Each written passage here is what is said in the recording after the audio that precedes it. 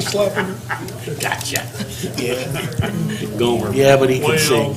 Golly. Okay, Just kidding, the Charlie. light is on. So, good evening, everyone. And I'll call the meeting to order. And would you like to join us in the Pledge of Allegiance to the flag? I pledge allegiance to the flag of the United States of America and to the republic for which it stands, one nation under God, indivisible, with liberty and justice for all. Okay, Mary, roll call, please. Olson. Here. Sykes. Yo. Johnson. Here. Pelham. Here. Topsinski. Here. Coburn. Here. Okay, thank you. And we have a couple proclamations this evening.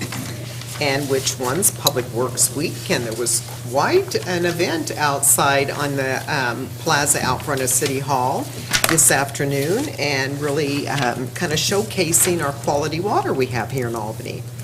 So Public Works Week, May 21st to May 27th, 2017, Public Works connects us.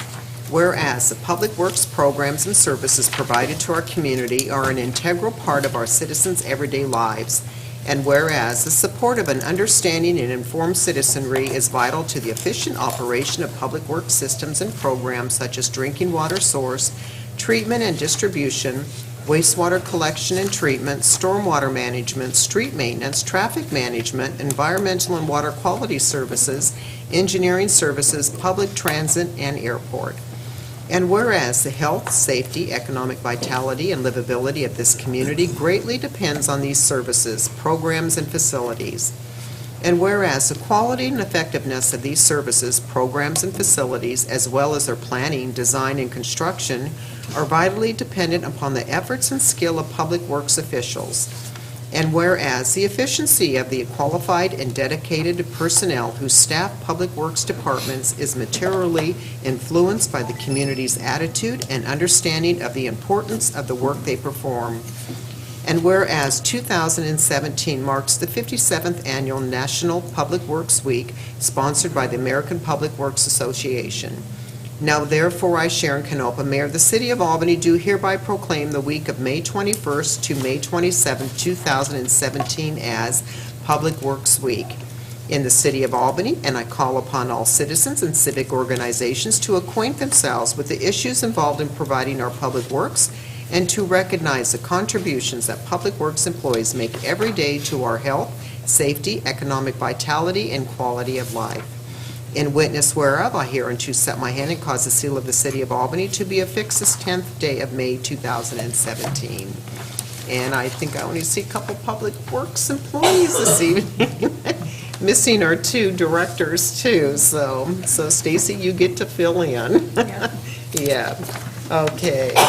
And next proclamation is Kids to Parks Day, May 20th, 2017.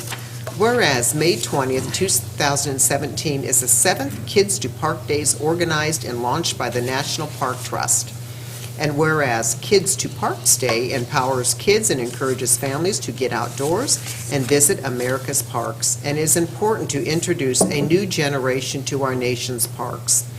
And whereas we should encourage children to lead a more active lifestyle to combat the issues of childhood obesity, diabetes, mellitus, hypertension, and hypercholesterolemia. And whereas Kids to Parks Day is open to all children and adults across the country to encourage a large and diverse group of participants. And whereas Kids to Parks Day will broaden children's appreciation for nature and outdoors. Now therefore I, Sharon Canopa, Mayor of the City of Albany, do hereby proclaim May 20th, 2017 as Kids to Parks Day in Albany, Oregon, and encourage the residents of Albany to make time on this day to participate by taking the children and their lives to a neighborhood, state, or national park. In witness whereof, I hereunto set my hand and cause the seal of the City of Albany to be affixed this 10th day of May 2017. And we value our beautiful parks that we have in Albany, and we are very fortunate to have one of the largest amount of acreage per population of parks in the state of Oregon. So thanks. hope everybody has a wonderful summer and enjoys our parks this year. Okay, next, we have a public hearing, and this one starts on page 5. This is a transportation system development charge methodology and project list modification. And Stacy, do we have, or Ron, we have some revised pages? We do have some revised pages. We had a brief discussion on this topic at the work session on Monday, and there were some suggestions by council to shift some of the funding, and so those pages should be up in front of you tonight. Would be pages 33 through 37 for some of them, and the other one's on page 20. So is the first one, it's for page 20? Yeah, the first one's page 20. Pages 33 through 37 are basically the table that shows the SDC funded amounts for all of the projects in the TSP. What we did there was put the whole list in there and just made the changes that were discussed on the work session on Monday. Okay. All right, is there any questions of Ron? I'm wondering should he point out what the changes are on page 20? Well, there were, basically, there's 6 projects involved. 3 projects received slightly more funding or more funding, and the equivalent amount of funds is transferred away from 3 other projects. The change from the work session is that at the work session, there was discussion about leaving some money in the Main Street, 7th Avenue, Hill Street project, enough to accommodate possible sidewalk or street construction, at least portions of it if that came to pass. That particular project was judged to be slightly more likely to happen in the near term than the other 2 projects.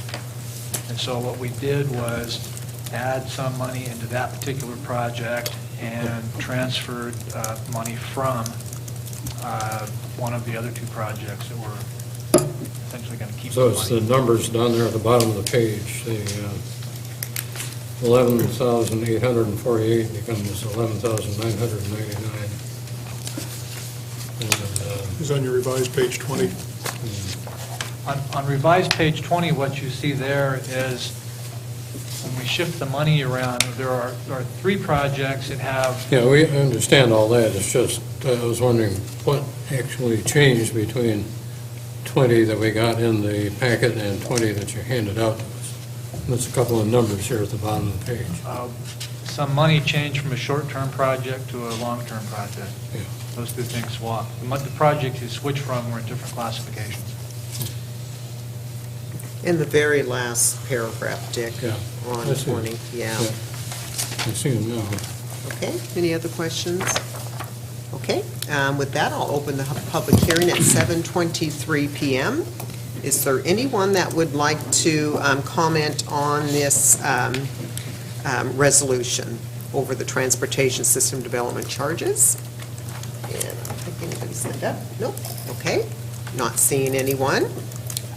With that, I will close the public hearing at the same time over this resolution.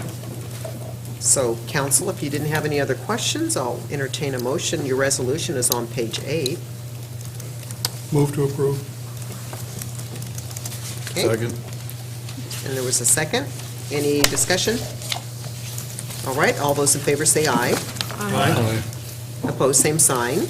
Aye, Okay, and it is not for this specific thing, but it is for the general idea. okay, all right, so motion carried. Next, I'll open the public hearing at 7:24 PM. And this one is for revising the project list for the transportation system development charges. This one is pages 5 to 7 and 29 to 37. So if you didn't have any more questions, Ron already kind of explained it.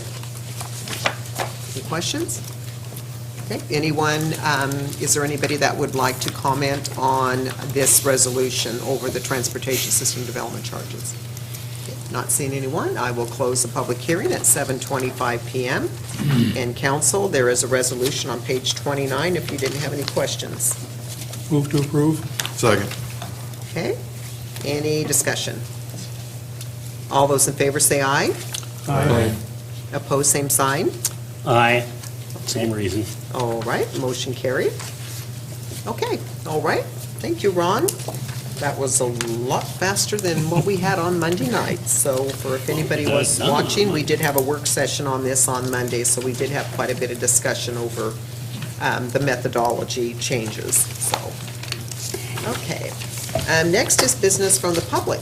Anyone here that would like to bring an item forward? Yes, So Ed, if you can come to the podium and say your name and furnish your address. You know the usual routine. My name is Ed Hemmingson. Some of you know me, some of you don't. I'm here to discuss the Albany Airport. And as some of you may know, and some of you don't know, 20 years ago it was put on the National Registry of Historic Places. That's because it truly deserved to be, and I'm a person who believes we should preserve our history and things that we've built and used. I don't think that good things should be destroyed just in the name of progress. Anyway, I've been flying since 1957, I guess, more or less. And I found out about the history of the airport. There was a tendency to close it and use the property for something more useful, whatever that might be. Actually, it's the oldest airport in the state of Albany, and it is very well placed. It's probably the only one in the whole state that a pilot who got drunk, totally forbidden, and got lost in the Willamette Valley, if he found the freeway, he could follow it up to Albany and land, if he was able to, that is. We hope not. None of us, of course, would fit that category. But the airport was really founded in 1920 by a young fellow who was 12 years old when he learned to fly by his older brother, who was also learning to fly by himself. When he was 13, he founded the airport in 1920. It was only 2 years after World War II was closed, and the big hangar wasn't built until 1930, and that also is a very historic building. The lattice work trusses, you could travel the whole United States and never find another building built like that. It was popular until they came along with bolted together hangars like the one in Corvallis and many others. This was nailed together on scaffolds, 80-foot span. Any of you people who are a little bit familiar with buildings and like to be a homebound carpenter should go take a look at it because it's a one of a kind. It withstood the Columbus Day storm. It's apparently sturdy enough for that. And anyway, it took us 20 years later to write up the history of the conversion of the listing of historic places and the history of the airport. And I'm here to present a copy of it to Sharon Canopa, your mayor. May I do so now? Yes, you may. May I please approach the bench? Yes. Is that what they say? We call it the dais. Oh, wonderful.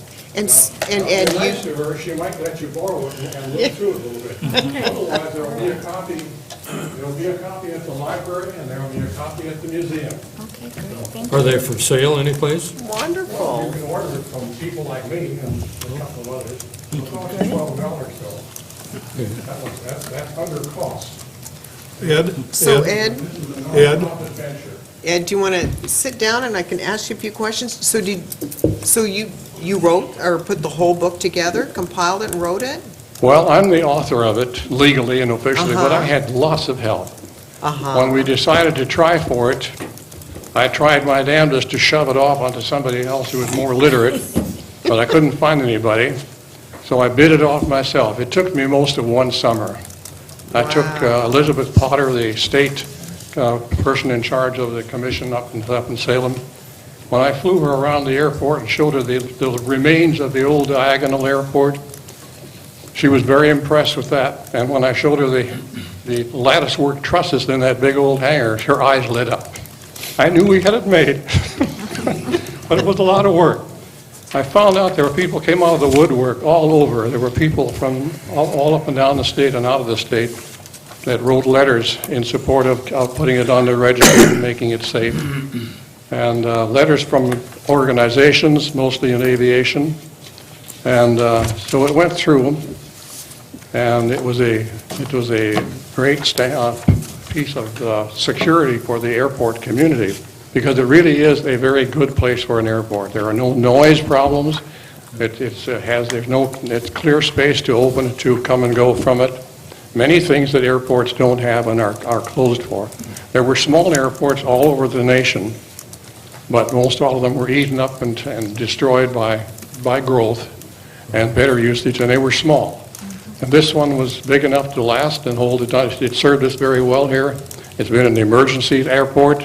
When the whole place flooded and Salem was underwater, Salem Airport, Corvallis Airport was underwater, the Albany Airport was open, and they flew around and inspected the water levels here and there, and it was a useful airport. It's also been used for forest fire fighting and control. Anyway, I don't mean to tell about all that. If you want to learn about the history of the airport, look it up in that book. It's a pretty well-recorded book. Not to mention the struggle we had for getting it through the system. And I have one more thought to mention here, and that is that the airport will be 100 years old in 2020. And I think that the city of Albany should take it upon themselves to establish that as a notable day and have a big celebration about it, and do all we can, and I can assure you the pilots community will do all we can to help. And that'll be a summer activity. I don't know what time you want to do it, but it works. So anyway, I think that's about all I have to say. But the airport was established in 1920 by a kid who was 12 years old the year before. I'm going to come around and give you my business card so I can get a copy of that book. Okay. And do you have change for a 20 by any chance? What's that? Do you have change for a 20? I don't know. I don't have another book with me tonight. This is really interesting. Welding plate. Dick, this will bring back a lot of memories when you see the book. Hold on to your money. I have a limited number left, but I can get He's more buying than me. stuff, that's different. You know, when the, Besides, they're all gone. some of the counselors weren't around when What is this for? For a loan. he wants to buy a book. I want a book. You want a book, okay. Yeah, my hearing's bad, you gotta speak up.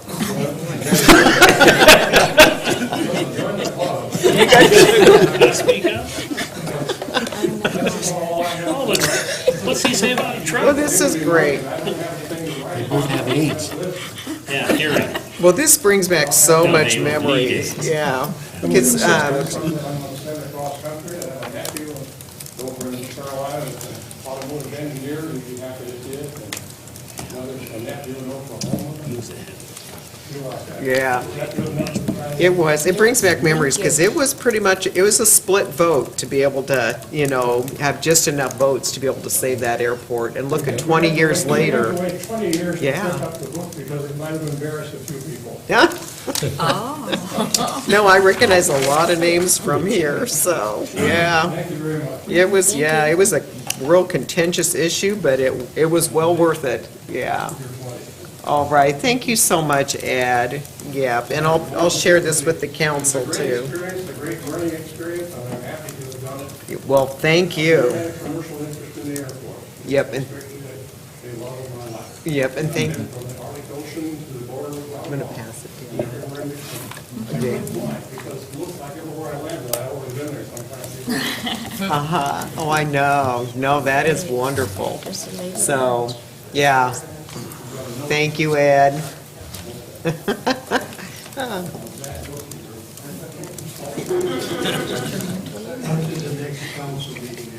Thank you. Oh, it's wonderful, thank you, Ed. Okay, anyone else from business from the public? Yes, Ray?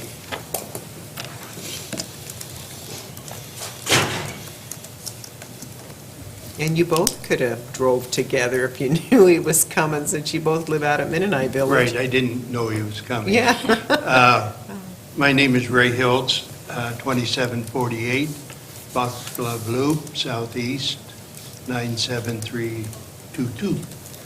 I was at the Monday night meeting and noticed in the paper that the state is looking at a transportation, 6 cents a gallon. I don't know if they have anything included in it for the city or not. And it mentions, you were concerned, Rich, about the Priuses and some of the hybrids. Or was that you, Rick? Oh, that was you, Mike. We're not interchangeable, but we Oh, have the okay. same basic shape. Okay. But anyway, They were talking about charging more for registration and things. If you haven't read it yet, I felt it was a fairly decent article. So you may have to go to option B. I won't say anything more about it until whatever is decided, and then I'll promote whichever way you decide. So, Yeah, I did see that article, and I was kind of hoping that just need to have also everyone. could kind of delve into it and get more specifics, but, because it didn't say if it went up 6 cents, how much cities would get out of that, too. It Right, didn't it say it didn't was going to be say, no. sharing. And off the other fees, how much cities would get, so. right. So, yeah, but it'd be nice if, yeah, maybe Hasso can check into it for us. He's been doing some good reporting. Sarah will be at the legislative committee meeting in the morning. Oh, So I'm going okay. to ask her that Oh, question. please If do. there's anything Yeah. on the city, and if not, to promote Oh, it. yeah, that'd be great to find out. And I appreciate you guys listening to me all these last several months. Yeah, yeah. Thank you. Thank you, Ray. Thank you so much. Okay, anyone else from business from the public? Okay, not seeing anyone. Okay, council, on page, page 38 is an ordinance. We did already read this for the first reading, so this would actually be a second reading for this evening on that. 30, Okay? isn't that marked out? So, Right. so there was some confusion early on whether or not this was done properly or not, whether we actually had a first reading. We, in fact, did have a first reading, so it's really is a second reading tonight. So we're having a second reading tonight. Okay, all right. All right, ready? An ordinance amending ordinance number 4447, which adopted the City of Albany Comprehensive Plan map, and amending ordinance number 4441, which adopted the City of Albany zoning map, by amending the Albany Comprehensive Plan map and the Albany zoning map, and adopting findings for an unaddressed parcel, Lynn County Assessor's Map number 11S-03W-18BD, tax lot 400. I'll make a motion to adopt the ordinance. Second. Okay, all right, We have some discussion? discussion on it? Uh-huh. Go ahead, Dick. Yes, I plan to vote no on this. And I know the question isn't whether to punch a street through that would correspond roughly to 28th Street. But I think I make a mistake when we don't require the developers to do that or instruct our planning people to do that. If you're going to, for instance, decide to walk your dog around that block, around Ferry Street, and then around onto, what's the other street? Marion Street. Marion. It would be a 2-mile trip if you walked around that block. If we punch that street through, a person who started out on Marion Street and wanted to go to one of the shops on Ferry Street wouldn't have to go more than 400 or 500 feet if he was in the right place.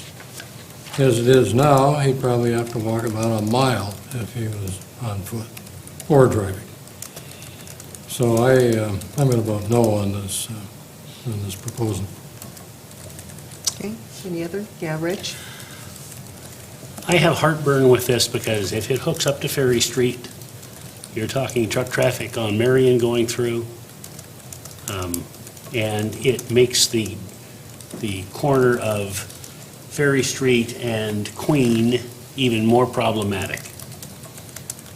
So I am opposed to this. Okay, other I can't comments? see where that would happen, but. Yeah. My concern over this was one of the drawings, remember, it took Ferry and it went to connect up to Lion, which to me would be a mistake. It should really be straight across. I agree with Dick on getting some street connectivity here, but it should be able to kind of have a cross street over to Marion, then Lion Street to connect to it, but there's definitely going to be needing to have some traffic calming devices. So you don't want people just using it as a, pass-through to go through a residential neighborhood. So it probably, a lot of the traffic concerns, I think, can be alleviated by having some traffic calming there. Because Marion does have a lot of traffic calming, which most people would want to avoid, but we don't want people just diverting off of Ferry as a bypass down a residential street. Mike, just to clarify, this is to change the zoning of the property. There's no proposed development that's been submitted to the city, as far as I know. That's very true. But if we keep on avoiding talking about connectivity, before you know it, you've got a bunch of houses there. And who wants to have a street through there when there's houses there? So, Right. Yep. Can't they build houses there now? Yes, they can. yeah, they can. They can, whether we do this or not, so then they could build houses there now whether we pass this resolution or not. So what difference does it make? I Except mean, for the IP part. It's just that one IP part is what's going to change. Yep. So if they wanted to put houses in there, I guess it's zoned to do that at this particular point in time. They could do that. And then they'll have that one IP part sitting out there like a sore thumb, Right. not being able to do anything. So, Right. just a thought, if we don't want to do this, is there another option or another way to go that, Well, they have to put a street in there anyway, yeah, and it might as well go through to Ferry Street.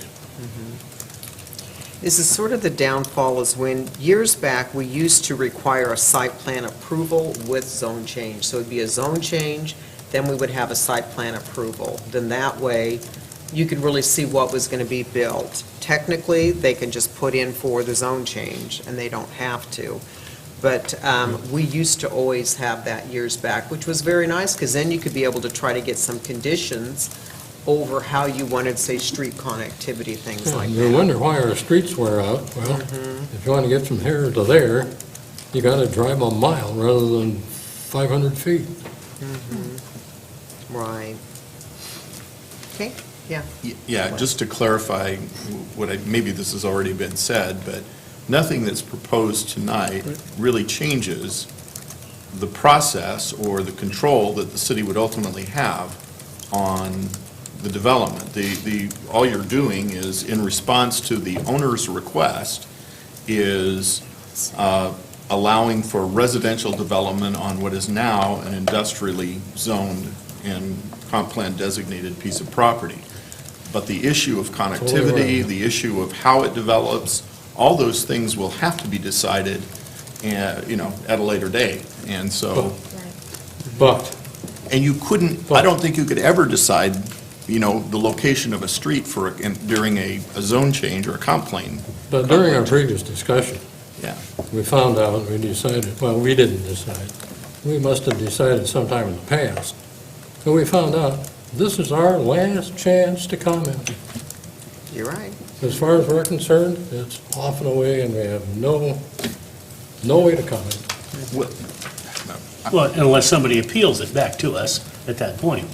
Well, yes. If it goes through and comes back to the planning commission and there isn't a problem, it just goes through and we never hear it again.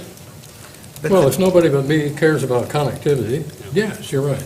We have a fairly elaborate processes that are required by state law for us to be able to take the next step in developing this property. And to say that you have no ability to comment on it would be to invalidate Well, if it, those Well, elaborate but would it this be, will not come back to us ever Well, would it be a again. staff decision? Unless If there's a somebody, site plan? Melissa, help me out here on exactly what those processes are that would be required in the future, but If somebody submitted a site plan then for what the zoning would be, would that come to the planning commission or just a staff decision? For example, if the whole thing was residential and someone was proposing a residential subdivision, it's likely that it would go to the planning commission. If it is 20 or more lots, if it's 19 or fewer lots, it's a staff decision. Okay, The appeal would go to the Right. planning commission. okay. so we have streamlined so tremendously that it doesn't even come to the planning commission. And the standards that we look at, we have standards in terms of our block length, street and pedestrian connection. If it's a site plan review, and we have design standards that require connections. So our development code, depending on the type of development and the zone, does dictate a variety of development standards that we have to adhere to or take into consideration. So in that sense, and those standards are adopted by the council. So in that sense, it's, I guess, through that mechanism, the council. I didn't bring the site plan. Did anybody bring in how many lots there was? That was kind of, I can look on my, in my was it file. more than 19 then, do you think? I can check on my. Did anyone bring it? Or Ray, do you have it right there? No, I had another question. Okay, yes. What's your question, Ray? I'm just wondering, hypothetically, I mean, because one of the options that was shown was just the cul-de-sac and not the punch-through. I mean, that is an option, but hypothetically, if there was a punch-through, did anybody consider, is that give better access for emergency vehicles to any problems in that area, or is it just a wash? It doesn't make any difference whatsoever?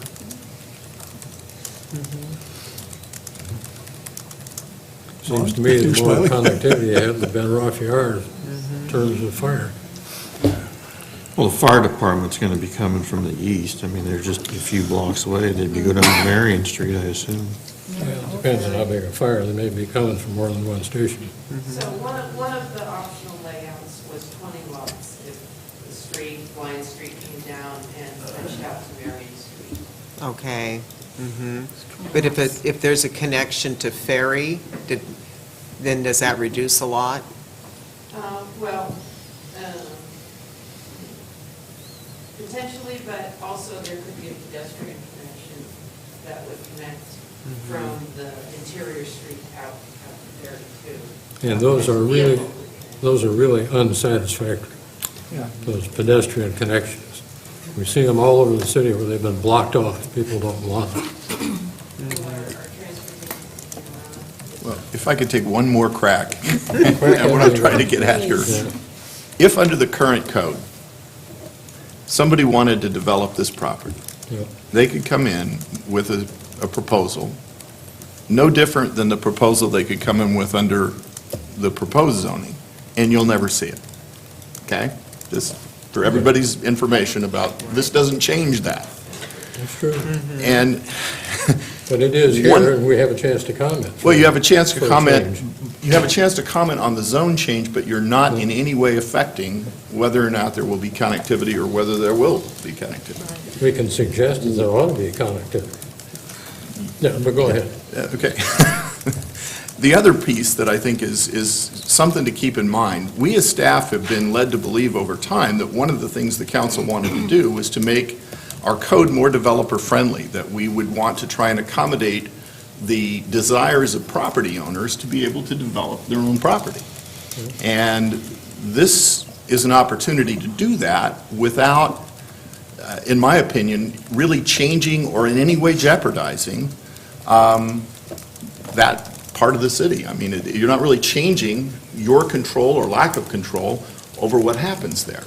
All you're saying is that you're going now, if this were to be approved, you would now allow residences instead of light industrial uses on one portion of the property. Yes, So- I understand that. But this is our last and only chance to comment, and I want to make that comment. Hey, 7 weeks. Right. And really, when it kind of came to changing some of the codes to kind of make it more development-friendly was really a lot during the downturn of the economy. It's sort of what I mentioned earlier this year, the pendulum has swung back now, so we're having more of the contentious land use issues than what we had before. So a lot of that could end up changing. Because the ultimate way you could really make it development and developer-friendly is just say, we're not going to let the council see anything or do anything.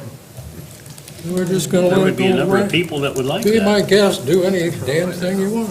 We have, it's called an ADC, it's Albany Development Code that Yes. regulates, that's been Yeah. approved by the city council, that it tells Stacy and Ron and everybody else what to do and how to handle the situation. If we don't want this to, they can build buildings, houses on there now if they want to. It has no bearing on what we do today.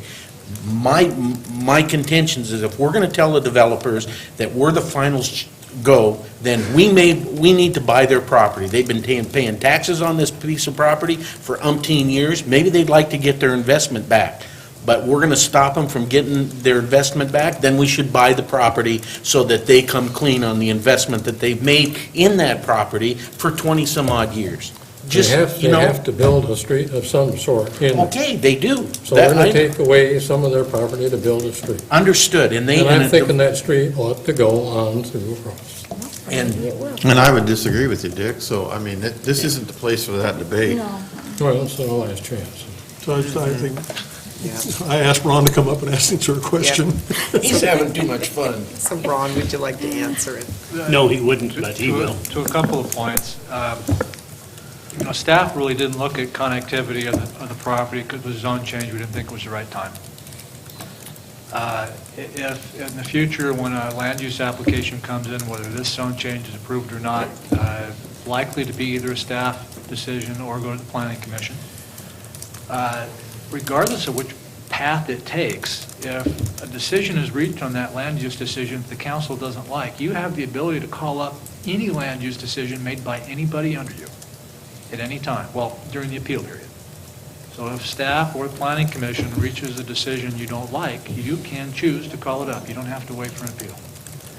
In this particular case, in regard to connectivity, if you leave the zone designations exactly as they are, what you have at the west end of this site is essentially an undevelopable piece of industrial property, burdened by easements, and it's just financially impossible to develop. In that situation, you're not going to get any connectivity because somebody will develop the residential part. They might aim a stub street at Ferry, they might not, but if they did, it wouldn't connect because you couldn't develop the intervening piece. If the property, on the other hand, has a consistent zoning, there is at least a chance that it goes through. And whether or not it does will be dependent on what that land use application looks like and how it's reviewed. And if you don't like the decision, you can call it up.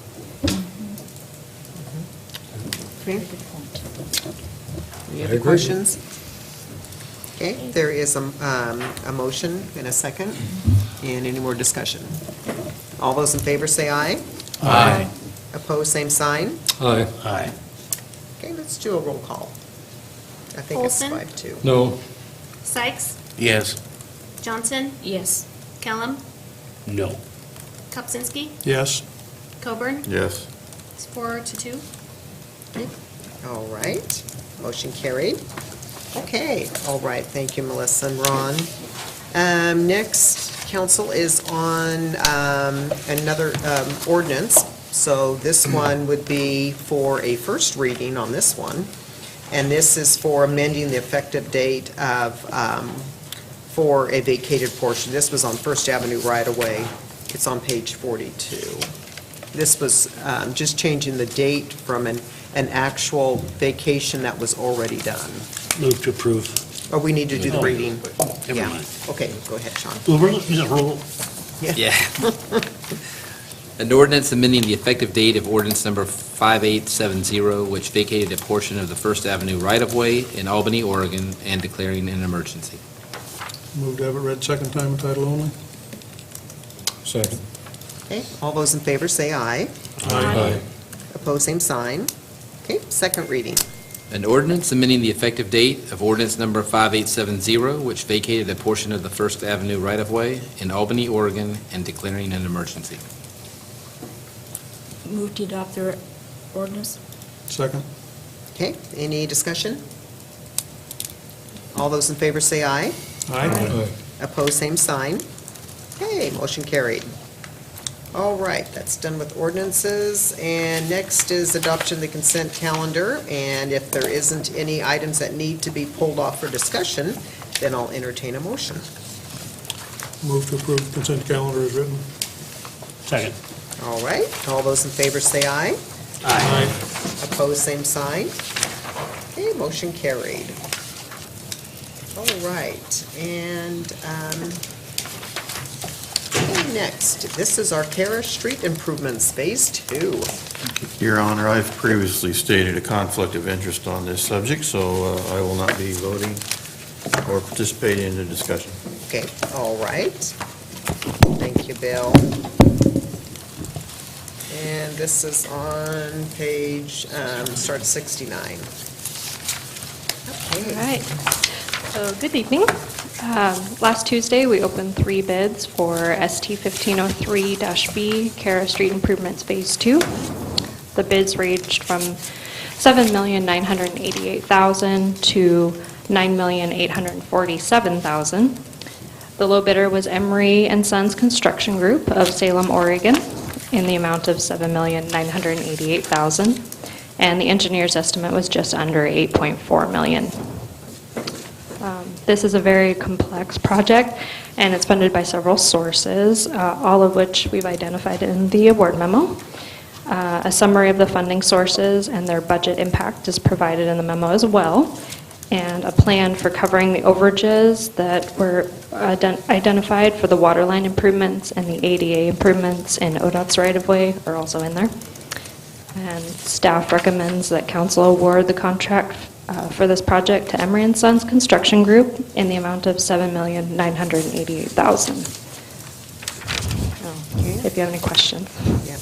I was very pleased to see that this came through and within the budget. So I was worried about us going out at this time of the season and getting just, outrageous bids, but this is wonderful. Plus, it ends up being Emery and Sons that's done many projects for many years with Albany, so they really know our community. So that's really a great news, too.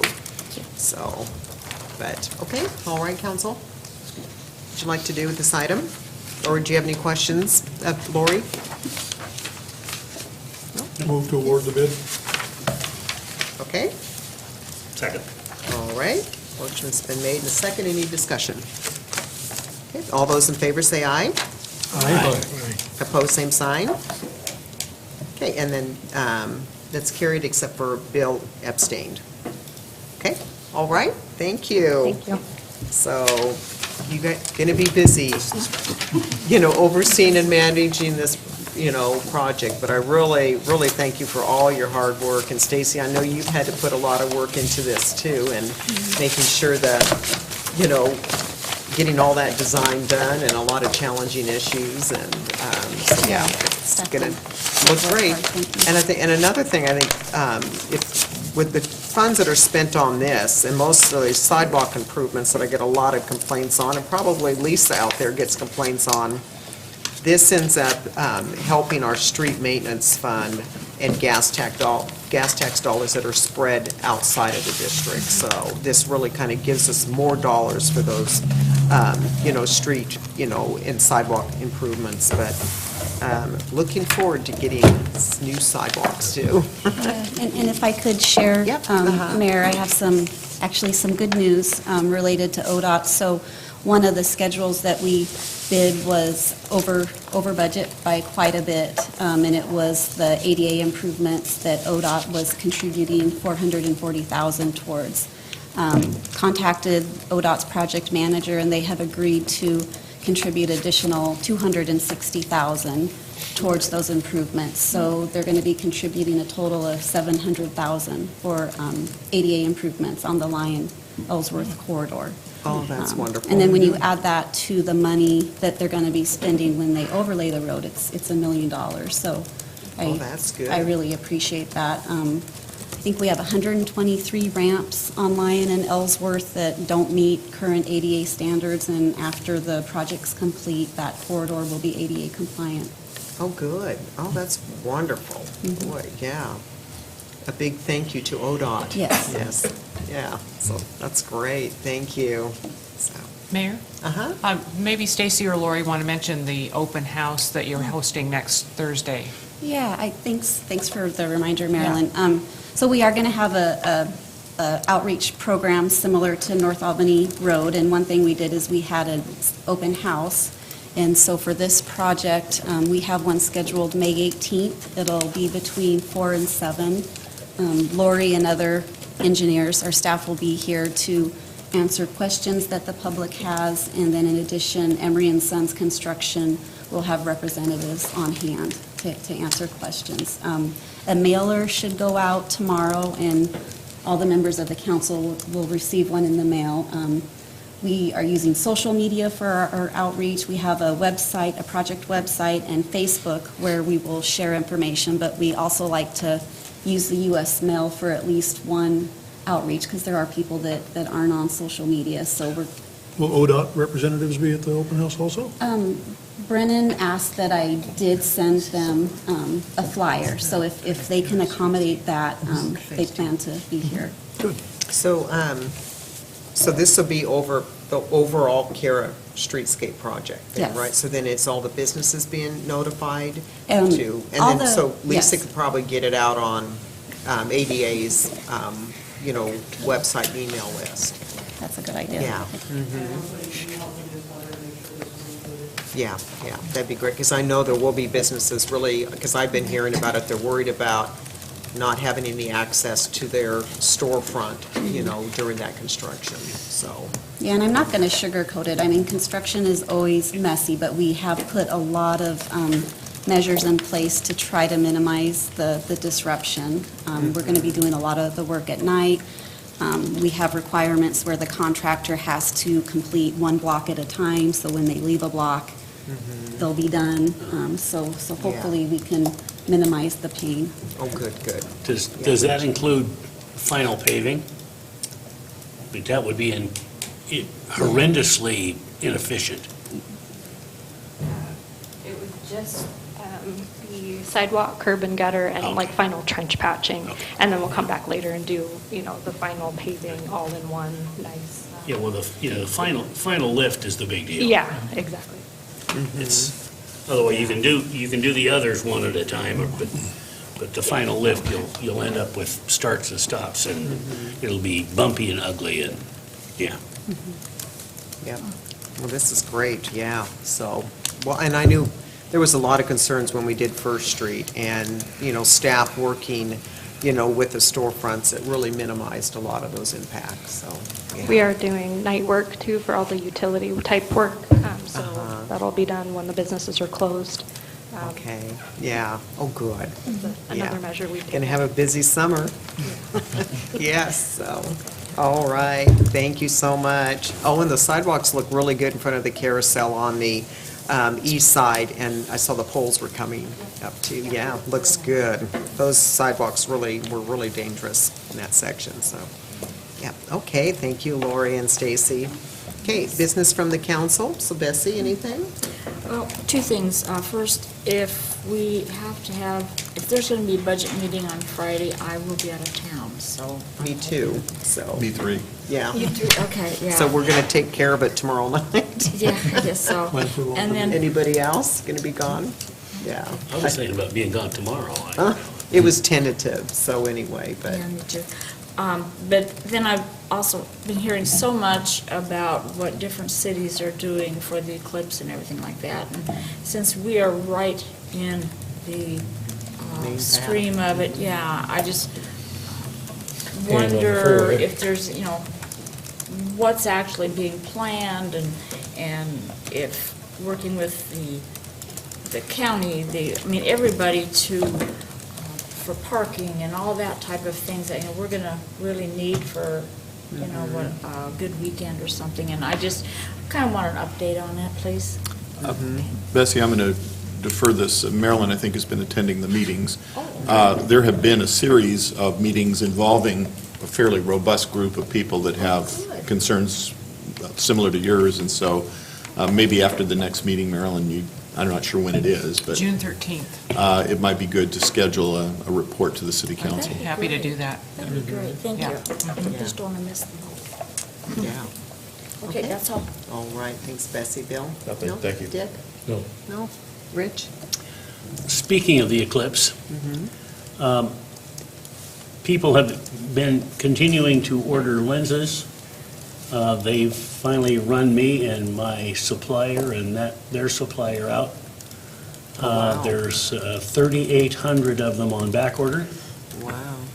and we'll probably receive more sometime in June if it works out. If it doesn't, you're just kind of stuck. I have two I could sell for $50 a piece. My supplier. I my got supplier. two. I got two. I'll sell for $50 a piece too. Well, Mine you know, come free with a $1,000 room. Yeah. And actually, they will make a good coaster, wouldn't they, afterwards? No, because they're hardened, and you take a ceramic coffee cup and They'll break.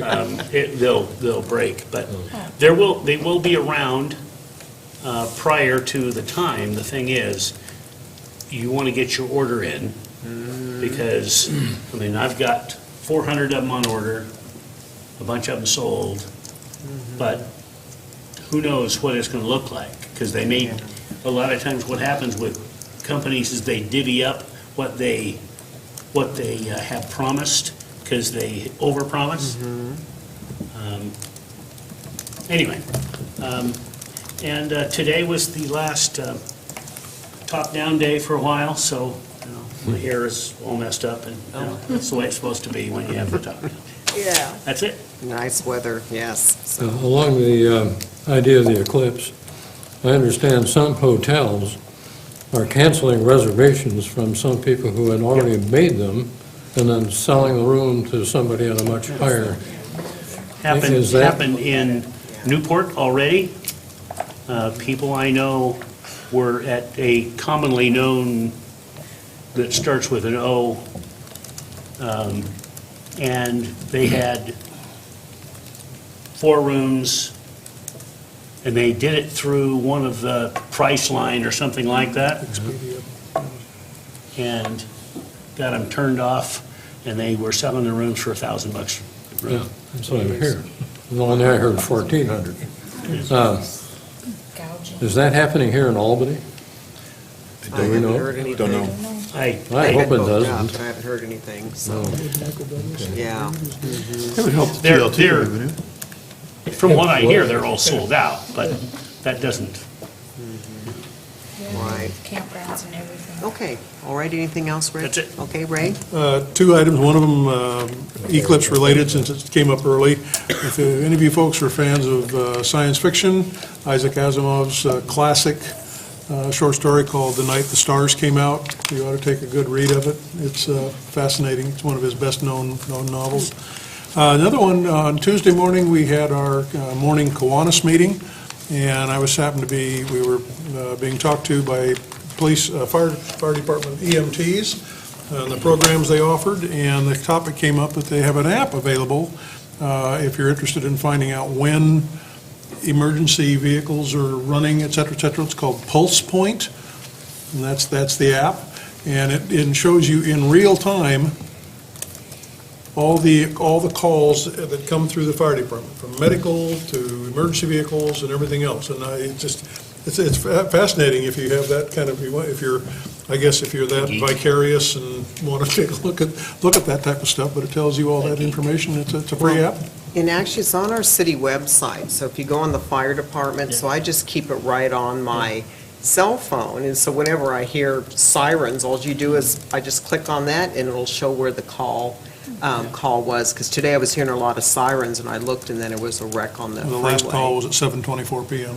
Yeah, but it only shows, I think, 5 or 6 Yeah, the at a last five. time. No, you can scroll up. It'll scroll. Oh, on the website, it's just like the last 5? Yeah, Oh, okay. it just does last 5. Okay, I'm just looking at the phone app. But if you look at that, every time within that 5 is always one of our senior care facilities. So, or the hospital, like a transfer. It's amazing all day how many calls our fire department gets from senior care Well, that was part of the facilities. topic of a discussion at our meeting, was how many calls they get, and it's. Yeah, Yeah. and so Chief Bradner had did, because I had made that question about how many, what's our cost recovery on that? So I think they're going to make I sent a copy to you, Wes, to see about printing it out for the budget committee of how much that we do not receive every year in that cost recovery. And it was, what was that, close to 3 million, over 2 million, that between Medicare doesn't pay Medicaid and all of that. So it's pretty significant, just on ambulance calls, yeah. So, Well, it came up at Kiwanis, at what point, when we get a new elder care place that does not have adequate staffing, but they have rules that say, if you hit your head, you shall be transported. And then, of course, that person's on Medicare, so we come and do it and lose money on it. And it's because they've decided that their standard is, it shall be done. And, you know, there's something that we need to do when this happens, more than just a couple of bucks. Yeah, remember the council did impose or did agree and passed a fee schedule that included a charge, sort of a call charge that the fire department is in the process of implementing. So we will presumably get better recovery. They haven't done it yet. They have not done it yet. They've been trying to figure out the And it mechanics. doesn't seem like it's very much money. Well, I think that'll remain to be seen once they get it. And some of it is just, as the EMT folks are going out, they're training the staffs at the assisted living centers. And some of them, they're able to train them so they don't necessarily have to make a call. So, but like Rich said, some of it, it's not automatic. They don't have, their own rules say it's not a choice. They're calling, period.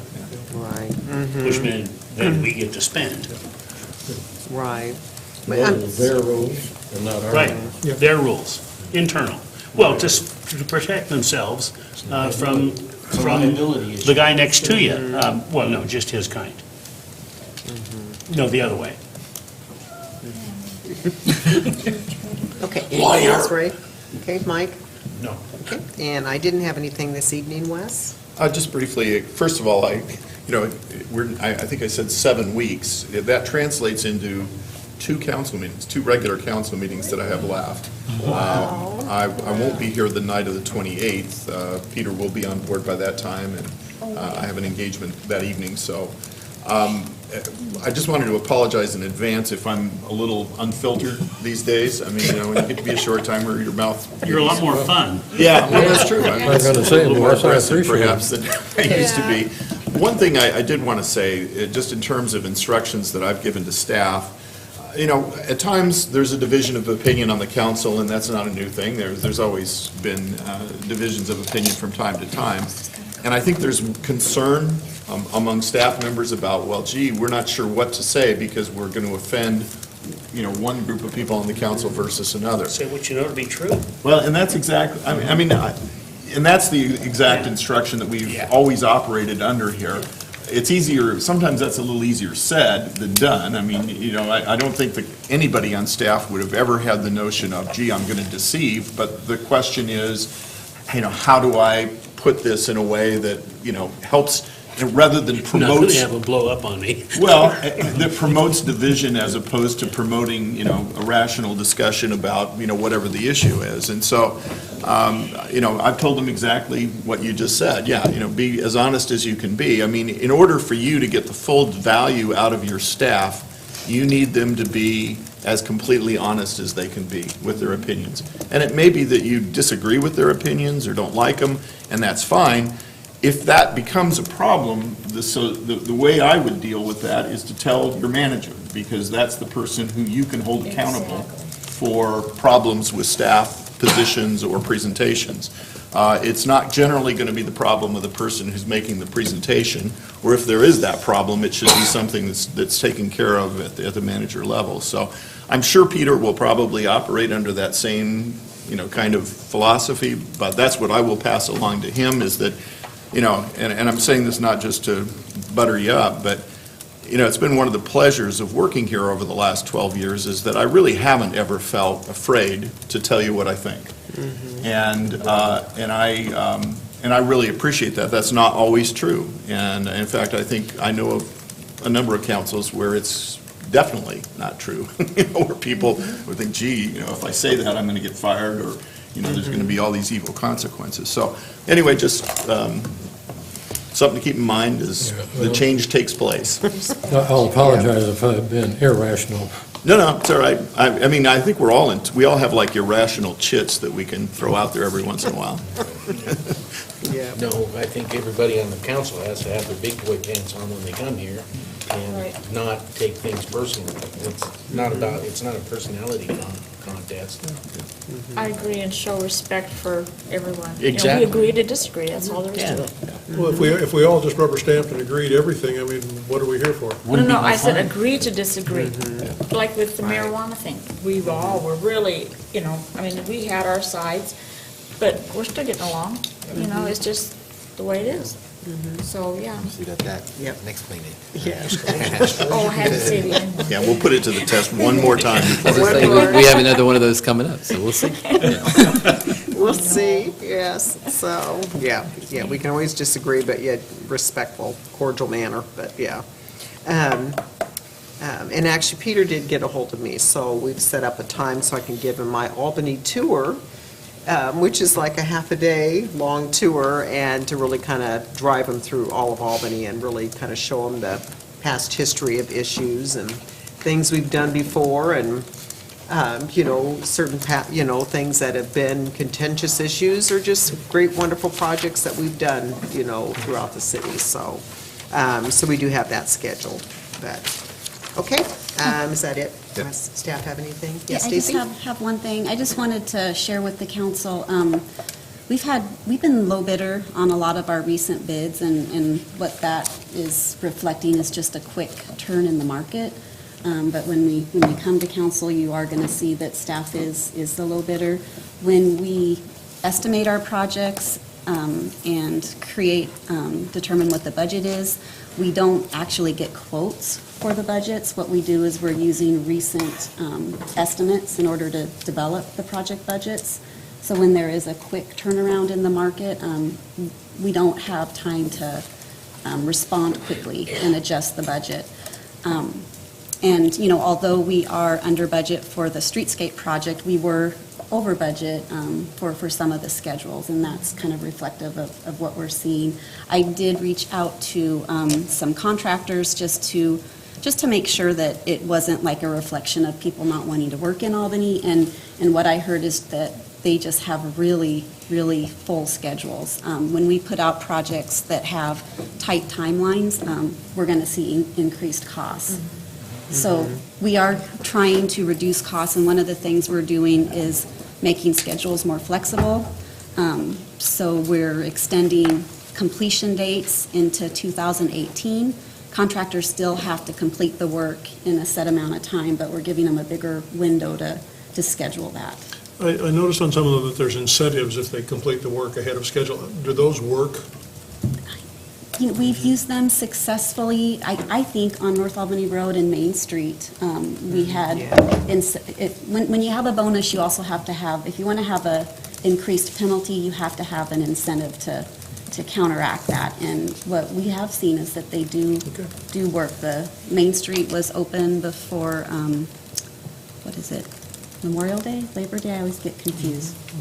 The holiday in September, and same with North Albany Road. So, we have found that they do work, but, council will see some of the projects' completion being pushed into 2018, like the Marion Lift Station, the Vine improvement projects, Oak Street, we're planning to construct in 2018, because we just feel if we don't do that, we're going to see really high prices. The other thing we're doing is we're trying to expedite design so that we can go out to bid in the winter when we will, usually tend to get better prices.